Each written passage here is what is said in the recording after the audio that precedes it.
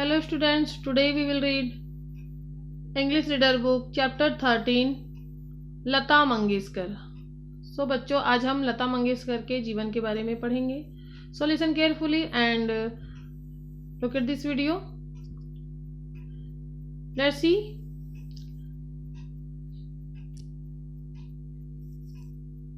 Lata Mangeshkar is the pride of Indian music industry. Blessed with beautiful voice, she is the most well-known Indian vocalist, highly versatile. She has sung in more than 20 languages. She has sung songs in more than 1,000 Bollywood Hindi movies. To honor and give recognition to her works, Lata Mangeshkar is also known as the Nightingale of India. So students, Lata Mangeshkar का जो है, आप लोग लता मंगेशकर के बारे में तो जानते ही होंगे। लता मंगेशकर भारतीय संगीत उद्योग की शान है। खूबसूरत आवाज़ के साथ धन्य है। वह सबसे प्रसिद्ध भारतीय गायिका है, अत्यधिक बहुमुखी। उन्होंने 20 से अधिक भाषाओं में गाना गाया है। उन्होंने बॉलीवुड की 1000 से अधिक फिल्मों में गाने गाए हैं। सम्मान और उनके कार्यों को मान्यता देते हैं। लता मंगेशकर को भारत के कोकिला के रूप में भी जाना जाता है। And Lata was born on 28 September 1929 in Indore, Madhya Pradesh, as the daughter of Dinanath Mangeshkar, who was a classical singer as well as a theater artist. She was the first child of the Lata Mangeshkar family. She was born in Indore but brought up in Maharashtra. When she was 5-year-old, she began working as a theater artist in Sangeet Natak. She also started taking singing lesson from her father. So जो लता मंगेशकर जी का जन्म कब हुआ? 28 सितंबर 1929 को इंदौर, मध्य प्रदेश में दीनानाथ मंगेशकर की बेटी के रूप में हुआ था, जो एक शास्त्रीय गायक के साथ साथ एक थिएटर कलाकार भी थी। वह मंगेशकर परिवार की पहली संतान थी। उनका जन्म इंदौर में हुआ था, लेकिन उनका पालन पोषण महाराष्ट्र में हुआ। जब वह 5 साल की थी, तब उन्होंने संगीत नाटक में थिएटर कलाकार के रूप में काम करना शुरू कर दिया था। एंड उन्होंने अपने पिता से गायन की शिक्षा भी लेनी शुरू कर दी थी। लता sang her maiden cinematic song of a Marathi film इतिहासाल 1942। Means जो लता ने मराठी फिल्म इतिहासाल मतलब कितना हंसोगे 1942 के लिए अपना पहला सिनेमाई गाना गाया था। उनके पिता को उनकी बेटी का फिल्मों में गाना अच्छा नहीं लगता था, इसलिए उनका गाना फिल्म से हटा दिया गया। Her father did not like the idea of her daughter singing for the films. उनके पिताजी को क्या था कि उनकी बेटी गाना गाए, ये पसंद नहीं था। So her song was deleted from the movies in the year 1942 और उनका गाना हटा दिया गया। She lost her father due to sudden demise of her father and unsound financial condition of the house. She decided to play small roles in various Hindi and Marathi films. She had to take up the acting assignments despite the fact that she was not at all fond of acting. जब उनके घर की हालत है ना, वर्ष 1942 में क्या हुआ था कि जो उनकी पिता ने उनकी बेटी का फिल्मों में गाना तो पसंद नहीं आया, लेकिन उनका गाना फिल्मों से भी हटा दिया गया। लेकिन क्या हुआ, 1942 में उन्होंने जो है अपने पिता को खो दिया और पिता की क्या थी, स्थिति खराब थी और उन्होंने उनको खो दिया। और जो अपने पिता के निधन और घर की अस्वस्थ आर्थिक स्थिति के कारण उन्होंने विभिन्न हिंदी और मराठी फिल्मों में छोटी भूमिकाएं निभाने का फैसला किया। उन्हें अभिनय के कामों में हाथ बटाना पड़ा, इस तथ्य के बावजूद कि उन्हें अभिनय का बिल्कुल भी शौक नहीं था। So in the year 1945 she happened to meet the film producer S. Mukherjee. So Ghulam Haider personally wanted her to be given an opportunity to show her singing talent. Honor S. Mukherjee did not like her voice and said no for giving her a chance to sing for his film. At that point of time, Haider promised herself to establish her singing career in Bollywood. So उन्होंने जब उन्होंने क्या किया कि उन्हें बिल्कुल भी शौक नहीं था अभिनय का। सो वर्ष 1945 में वह गुलाम हैदर के माध्यम से फिल्म निर्माता एस मुखर्जी से मिलने के लिए गई। हैदर व्यक्तिगत रूप से चाहते थे कि उन्हें अपनी गायन प्रतिभा दिखाने का अवसर दिया जाए। हालांकि एस मुखर्जी को उनकी आवाज़ पसंद नहीं आई और उन्होंने कहा कि उन्हें कोई आवाज़ नहीं देनी चाहिए। उसे अपनी फिल्म के लिए गाने का मौका मिला। उस समय हैदर ने खुद को बॉलीवुड में अपना गायन कैरियर स्थापित करने का वादा किया था। सो उन्होंने यहाँ तक कह दिया है ना, ही इवन सेड टू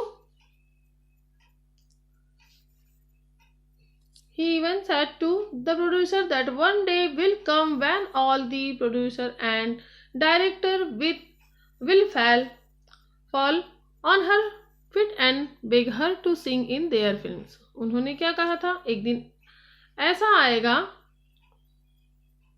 कि जब निर्माता और निर्देशक उसके पैरों पर गिरेंगे और उसे अपनी फिल्मों में गाने के लिए भीख मांगेंगे।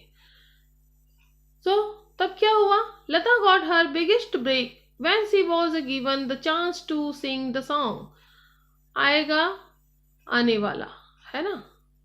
तो उन्होंने क्या किया, जब लता को क्या हुआ कि अपने जीवन का सबसे बड़ा ब्रेक मिला, जब उन्हें फिल्म महल के लिए आएगा गाना गाने का जो है मौका मिला। यह गाना सुपर डुपर हिट रहा। The song was super duper hit the period of 1950s। मतलब ये कब का बात है, 1950 के दशक की अवधि में, उनकी जो अवधि में जो उनके उस दशक में 1950 के दशक में उनके कैरियर में जबरदस्त वृद्धि देखी गई। She rose to the top in the list of Bollywood singers. She worked with all the famous composers of that era like Shankar Jaikishan, S.D. Burman, Nausad, Hemant Kumar and Salil Chaudhary. Shankar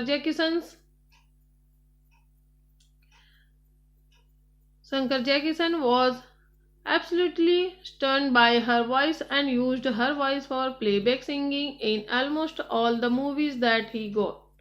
में जब क्या हुआ, 1950 के दशक में लता जी का जो है कैरियर में क्या हुई, जबरदस्त वृद्धि हुई। वह शीर्ष पर पहुंच गई बॉलीवुड गायकों की सूची। उन्होंने उस समय के सभी प्रसिद्ध रचनाकारों जैसे शंकर जयकिशन, एस.डी. बर्मन, नौशाद, हेमंत कुमार और सलील की आवाज के लिए काम किया, जो उन्हें मिली लगभग सभी फिल्मों में पार्श्व गायन के लिए थे।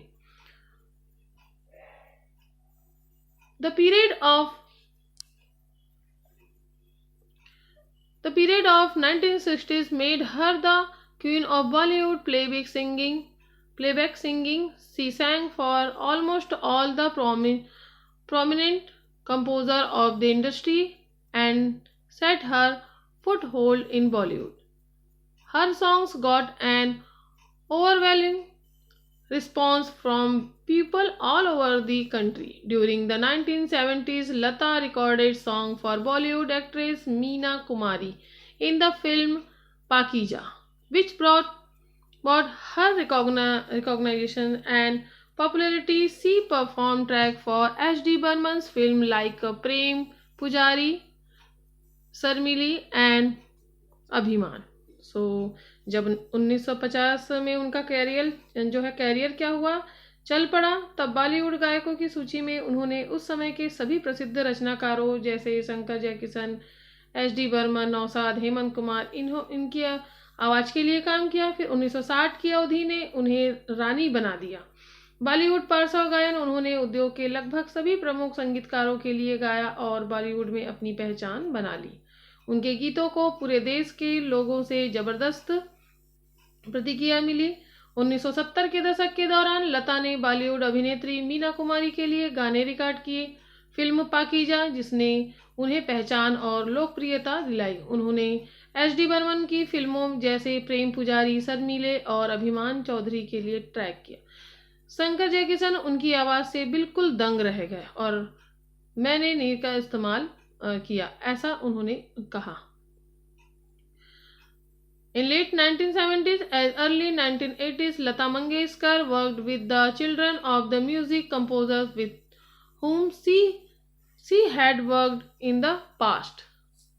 In the year 1990, Lata established her own production house. Their first and last film, Lekin, was a total flop. Mangeshkar has also sung some non-film songs, including ghazals. She sang quite a number of Bengali songs with renowned music directors like Salil Chaudhary and Hemant Kumar.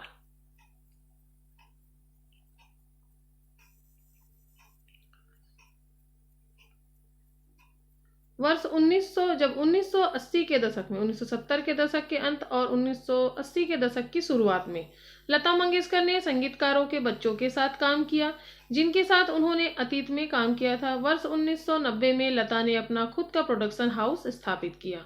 उनकी पहली और आखिरी film का नाम था लेकिन वह क्या हुआ, फ्लॉप हो गया। मंगेशकर ने गजल सहित कुछ गैर फिल्मी गीत भी गाए। उन्होंने सलील चौधरी और हेमंत कुमार जैसे प्रसिद्ध संगीत निर्देशकों के साथ कई बंगाली गाने गाए। लता मंगेशकर ने संगीत तैयार किया है और फिल्मों का निर्माण भी किया है। Lata Mangeshkar has composed music and also produce movies. जैसा कि हमने बताया अभी कि उन्होंने क्या किया था कि लता मंगेशकर ने संगीत भी तैयार किया था और फिल्मों का भी निर्माण किया था। उन्हें और क्या शौक था?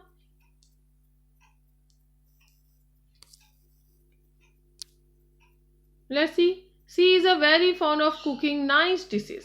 मीन्स उसे अच्छे व्यंजन पकाने का बहुत शौक था।